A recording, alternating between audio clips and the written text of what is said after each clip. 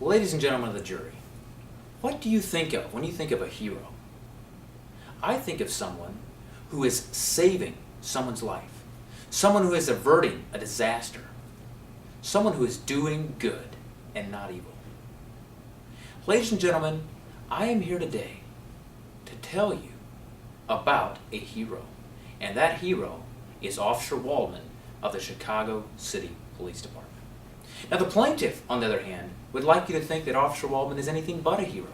In fact, he is suing Officer Waldman, attempting to get damages for what he believes was an unauthorized use of force against his person. He's going to try to tell you that Officer Waldman shot him while he was on the ground for no reason at all. Ladies and gentlemen, there are two different accounts here today.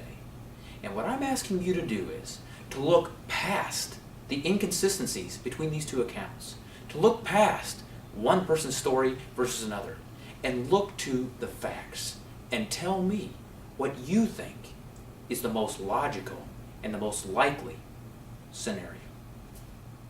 Ladies and gentlemen, on the night of December the 7th, 1996, Officers Levy and Officer Waldman were in a police car traveling down a one-way street, investigating an emergency call about a burglar, and they were looking for this suspect who was running on foot, supposedly somewhere in the neighborhood.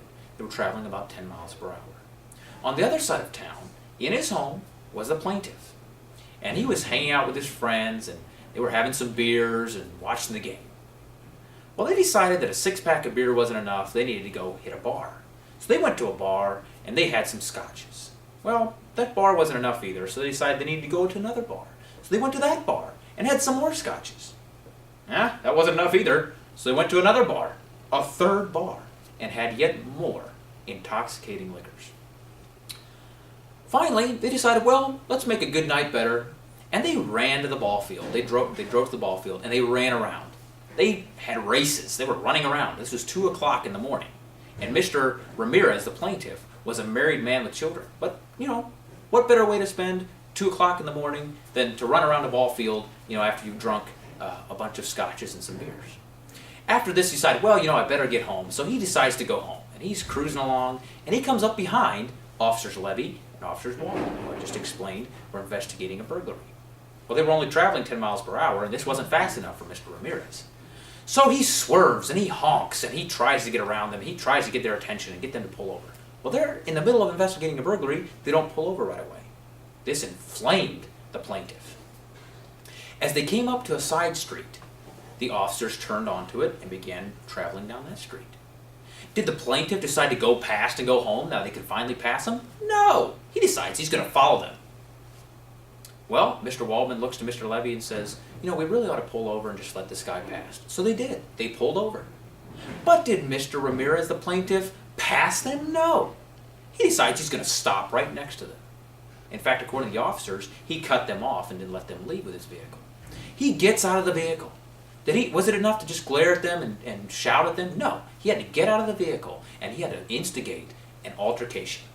Well, Mr. Levy gets out of the vehicle to investigate what is going on with this madman at 2 o'clock in the morning, and pretty soon a fight ensues. And they're struggling, and there's a fight. And at that point, Mr. Waldman saw Mr. Ramirez with a knife in his hand attacking Officer Levy. In fact, Officer Levy was stabbed. The medical records will show you Officer Levy had a cut wound in his shoulder, and the medical records will show you that he was treated for that wound at the hospital that very night. The plaintiff can say whatever he wants about being on the ground. The plaintiff can tell you whatever he wants about never seeing that knife. The plaintiff can tell you whatever he wants about no fingerprints on the knife, about how there's this little inconsistency and this little inconsistency, and I was next to him. I was parallel next to him with the vehicle. I didn't cut him off, and all these details. But at the end of the day, Officer Levy was stabbed. So the plaintiff can give you one side of the story, the officers can give you another. But the only reliable evidence here that you as a jury can be 100% sure is absolute fact is what is undisputed. And what is undisputed is that Officer Levy had been stabbed. One side of the story tells you he was on the ground trying to get up. Another side of the story tells you he was actively attacking Officer Levy to stab him again. All we know for sure is that Officer Levy was stabbed, he had a cut wound, and that a knife, deadly force, was used to instigate that deadly force.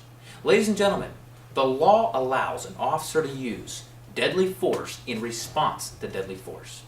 In fact, an officer is immune from a lawsuit such as this if he used the force in good faith, without malice, and with reasonable cause. Ladies and gentlemen, deadly force already being used is reasonable cause. And I'm asking you to just look at the facts. I'm not asking you to stand up here and say this person's more believable than him.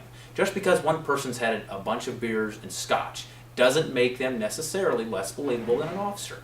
I'm not here to get you to try to decide who's more believable. I'm here to ask you to look at the facts. The facts are Officer Levy was stabbed. Officer Levy suffered an attack with deadly force.